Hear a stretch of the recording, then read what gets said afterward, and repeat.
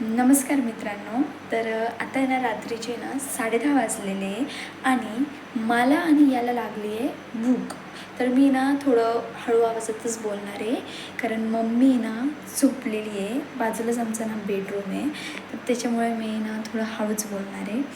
तर विषय हा झाला की आम्ही संध्याकाळी ना जेवलो नव्हतो, बाहेरच ना पिझ्झा खाल्ला होता. तर त्यामुळे ना आता खूप भूक लागली आहे. तर आता आम्ही बनवत आहे हे पापड दिसले फ्रीजमध्ये आणि मग त्याच्यानंतर ना हे बीट आणि गाजर होते, तर त्यांचंच आहे ना मी काहीतरी ना बनवणार आहे. तर तुम्ही ना व्लॉगमध्ये कंटिन्यू राहा. तर त्यानंतर मित्रांनो मी ना ह्या डब्यात शोधत होती की मला काही भेटेल का, तर मला हे पोंगे भेटले आणि त्यानंतर सगळे जे हे व्हेजिटेबल्स होते ना छान आहे ना चॉप करून घेतले.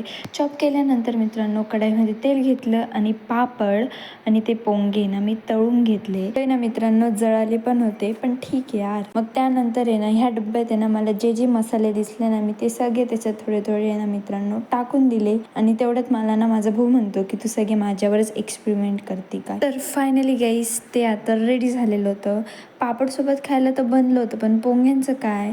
तर आहे ना आम्ही पोंगे पण त्या मसाल्यात आहे ना डुबून डुबून खाल्ले आणि माझ्या भावाला आय थिंक सो दॅट ते खूप आवडलं, म्हणून तो एवढे छान रिॲक्शन्स देत होता. त्यानंतर मित्रांनो मी पण आहे ना खाऊन पाहिलं. तर खाल्लं मित्रांनो आणि मला वाटलं नव्हतं की एवढं छान बनेल. एक्सपेक्टेशनपेक्षा पण जास्त छान बनलं होतं. तर आहे ना मी आणि माझ्या भावाने खाल्लं, ते मस्त एन्जॉय केलं. आणि तुम्हालाही असे नाईट क्रेविंग्स होता का, कमेंटमध्ये नक्की सांगा.